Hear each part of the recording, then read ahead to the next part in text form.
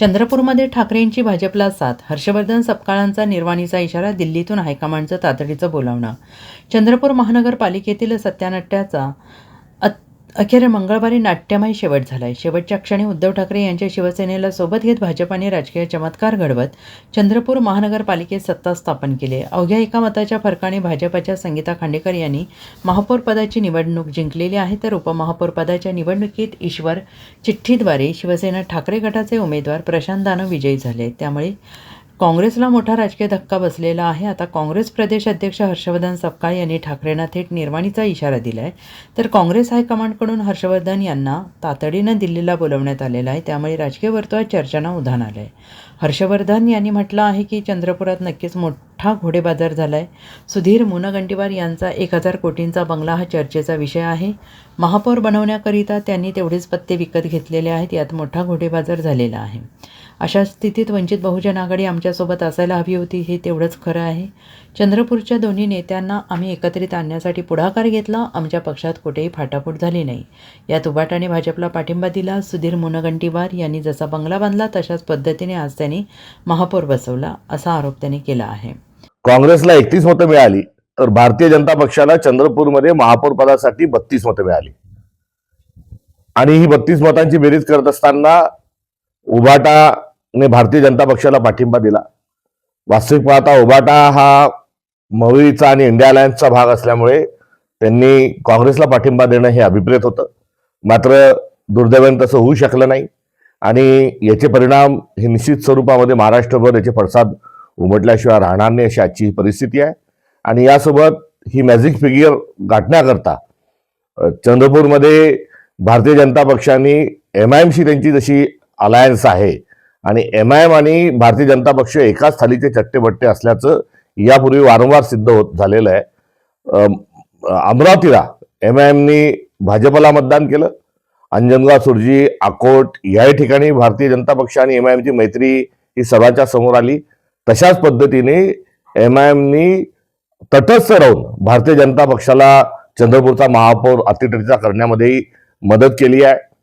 त्याकरताही या निमित्तानं त्यांच्या या अदृश्य युतीचं एक दर्शन महाराष्ट्राला झालं. तर दुसरीकडे नवा मित्रपक्ष म्हणून वंचित बहुजन आघाडी हा काँग्रेसच्या सोबत घेण्याचा एक प्रामाणिक प्रयत्न हा झाला. 2 नगरसेवक हे वंचितचे चंद्रपूरमध्ये होते आणि 2 नगरसेवक गैरहजर राहिले. यांनी हजर राहून काँग्रेसला मदत केली असती तरी देखील काँग्रेसचा महापौर हा होऊ शकला असता. एकंदरीत काँग्रेस एकसंघ स्वरूपामध्ये सभागृहात गेलं आणि काँग्रेसचे सगळे मतं ही आम्हाला मिळाली. मात्र दुर्दैवाने वंचितचा मतदान आम्हाला मिळू शकलं नाही.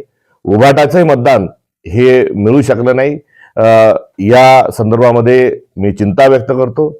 याचा अर्थ उभाटा आमच्यासोबत चंद्रपूरला आली नाही, तर याचा अर्थ असाही काढायचा का की परभणीला आता आम्ही देखील आमच्या सोयीने वागू. त्यामुळे याही प्रश्नाचं एक उत्तर आगामी काळामध्ये मित्रपक्ष नात्यानं उभयतांना काढण्याची आवश्यकता आहे. परभणीला तुम्ही याचा वचपा काढणार नाही, परभणीला वचपा काढण्याचा हा विषय नाही. परभणीमध्ये महाविकास आघाडी म्हणून आम्ही निवडणूक समोर लढलो. तिथे उभाटाचे जास्ती नगरसेवक आहेत, आमचे कमी आहेत. तर अशा परिस्थितीमध्ये आता आम्ही चंद्रपूर सारखंच परभणीला वागायचं का, असा एक प्रश्न यातून स्वाभाविक स्वरूपामध्ये निर्माण झालेला आहे.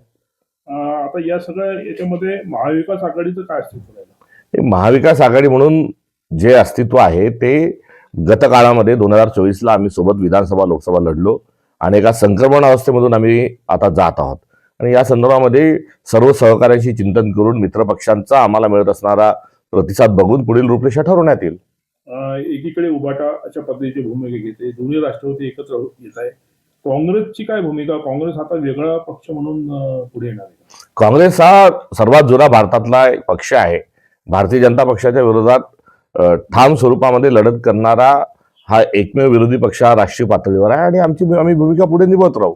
चंद्रपूरमध्ये वंचित तुमच्यासोबत आलेलं नाहीये, त्यांनी ते गैरहजर राहिलेले आहे. तर काय वाटतं की चंद्रपूरमध्ये काही घोडेबाजार झालाय का? घोडेबाजार निश्चित झालाय. 1000 कोटीचा सुधीर मुनगंटीवारांचा बंगला हा चंद्रपूरमध्ये एक चर्चेचा विषय आहे. आता तेवढ्याच महाग महापौर बसवण्याकरता तेवढंच पद ते महागात त्यांनी विकत घेतलंय. हे देखील लपल्याने घोडेबाजार झालेलाच आहे.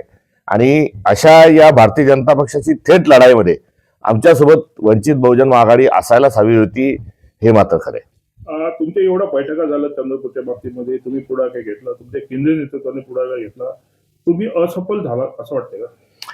आमच्या दोन्ही नेत्यांना एकत्रित बसवण्याच्या अनुषंगाने जरूर प्रदेशाध्यक्षा नात्याने आम्ही पुढाकार घेतला आणि त्या अनुषंगाने आमचे दोन्ही नेते सामंजस्याने एकत्र आले आणि या सभागृहामध्ये आम्ही एकतेच्या स्वरूपामध्ये तिथे गेलो. आमच्या पक्षात कुठल्याही पद्धतीने ही फाटाफूट झालेली नाही. जी काही झाली आहे ती उभाटा हे थेट स्वरूपामध्ये भारतीय जनता पक्षासोबत गेली, एमआयएमनी मदत केली आणि वंचित गैरहजर राहिली. अशा पद्धतीनं घोडेबाजार करून सुधीरभाऊ मुनगंटीवारांनी जसा बंगला बांधला तशाच तेवढ्याच खर्चाचा आज महापौर त्यांनी बसवला, एवढंच या निमित्ताने मी म्हणेन. तुम्हाला एवढं चांगलं तिथे प्राबल्य मिळाल्यानंतरही तुमचा महापौर होत नाही, तुम्हाला त्याचं काही वैषम्य वाटते का? नाही, या संदर्भात आमचा महापौर कुठल्याही परिस्थितीत व्हायलाच पाहिजे होता. तो नेमका का झाला नाही या अनुषंगानं जरूर निरीक्षकांकरवी अहवाल मागवला जाईल. काँग्रेसच्या गटबाजीमुळे हे झालं असं वाटतं? निरीक्षक त्या ठिकाणी आम्ही नेमले होते. राष्ट्रीय सचिव देखील त्या ठिकाणी या विशेष मोहिमेवर होते. यांच्याकडून या संदर्भातला लवकरच आम्ही अहवाल प्राप्त करून घेऊ. Bureau report, SBN Marathi, Chandrapur.